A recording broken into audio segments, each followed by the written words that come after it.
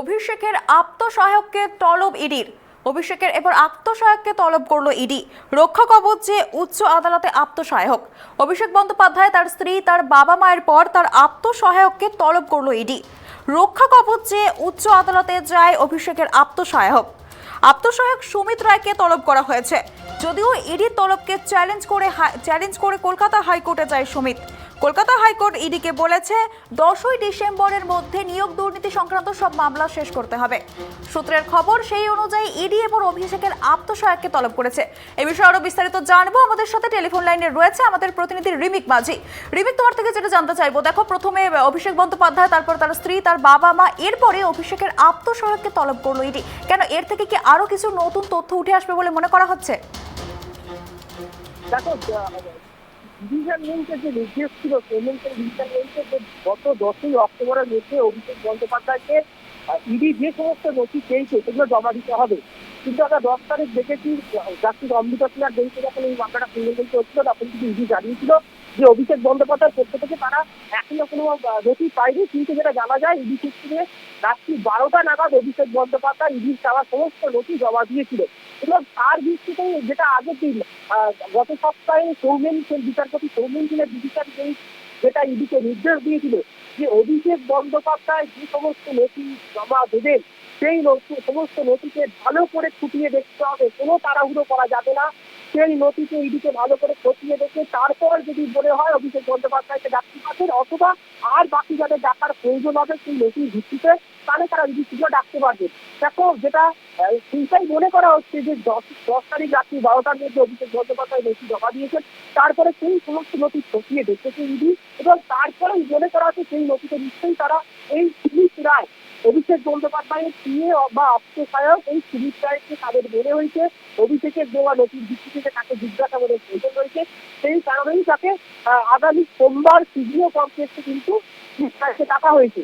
কিন্তু এই নথির তলব পাওয়ার সঙ্গে সঙ্গেই আজ অর্থাৎ শুক্রবার সুমিত রায় কিন্তু কলকাতা হাইকোর্টের তীর্থঙ্কর ঘোষ, বিচারপতি তীর্থঙ্কর ঘোষের এগুলাকে এই ইডির তলবকে চ্যালেঞ্জ করে একটা আবেদন করেছিলেন।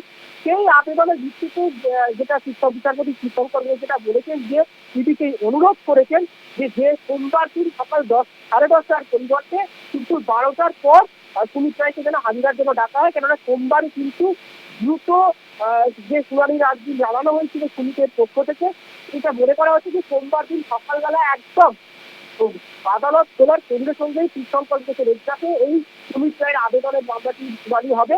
সেই শুনানিতে যদি স্টে অর্ডার না দেন বা স্থগিতাদেশ না দেন, যেহেতু মামলাটা সকালবেলা 10টায় কোর্ট খোলার পরেই 10:30 নাগাদ মামলাটা শুরু হবে, সেই জন্য বিচারপতি ইডিকে অনুরোধ করেছেন যে সকাল 10:30টার পরিবর্তে যেন তাকে দুপুর 12টার পর হাজিরার জন্য ডাকা হয়। কেননা এই সময় যদি মামলাটা চলবে বলে সেই জন্য সুমিত রায়কে পরে ডাকার জন্য, দুপুর 12টার পর ডাকার জন্য আর কি বিচারপতি তীর্থঙ্কর অনুরোধ করেছে।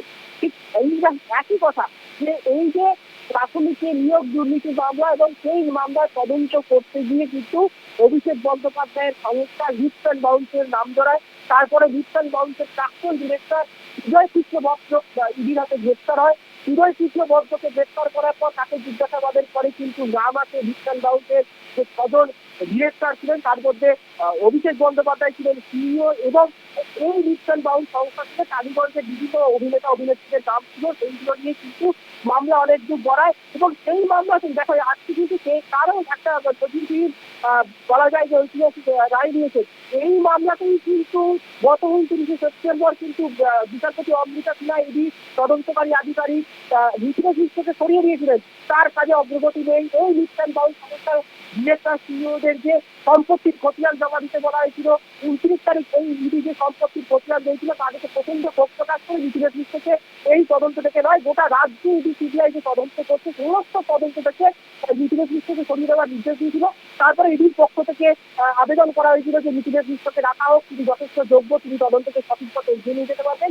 আজকে কিন্তু সকালবেলায় সেই মামলার শুনানি হয় এবং জাস্টিস সিনহা যিনি মিথিলেশ মিশ্রকে সরিয়ে দিয়েছিলেন তিনিও কিন্তু আবার ইডির আবেদনের ভিত্তিতে মিথিলেশ মিশ্রকে রাজ্যে চলা নিয়োগ দুর্নীতি সহ অন্যান্য তদন্তে আবার পুনর্বহালের নির্দেশ দিয়েছেন এবং রুদ্ধতার যেটা খুব প্রাসঙ্গিক। এই কারণে যদি রুদ্ধতার এক্সাম আজকে হয় জাস্টিস সিআর বেঞ্চে, কোনো সাংবাদিক থেকে শুরু করে কাউকে ঢুকতে দেওয়া হয়নি।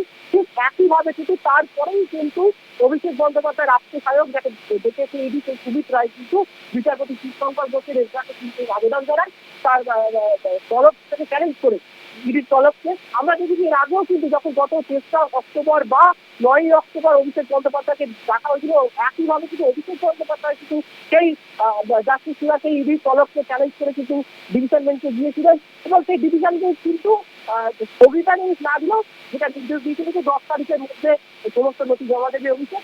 যেটা মনে করা হচ্ছে, আবারও বলছি যে অভিষেক বন্দ্যোপাধ্যায় গত 10 তারিখ রাত্রি 12টার মধ্যে বিশেষ করে খবর পেয়েছি যে গত 10 তারিখ রাত্রি 12টার মধ্যে অভিষেক বন্দ্যোপাধ্যায় যে সমস্ত তথ্য নথি জমা দিয়েছিল ইডির কাছে, সেই সমস্ত নথি দেখেই কিন্তু ইডি মনে করছে যে এই সুমিত রায়কে ডাকা উচিত। কোনো না কোনোভাবে সুমিত রায় থেকে কোনো অনেক কিছু তথ্য জানা যেতে পারে।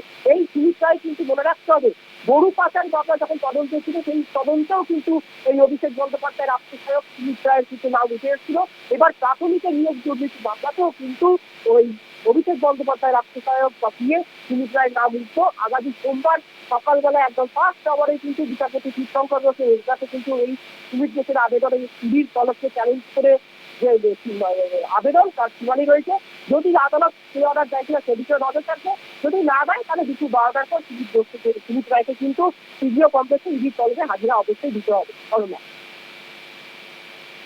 আমাদেরকে এই বিষয়ে বিস্তারিত জানানোর জন্য আবারও জানিয়ে রাখি, অভিষেকের আত্মসহায়ককে তলব করলো ইডি। রক্ষা কবচে উচ্চ আদালতে পৌঁছালো আত্মসহায়ক।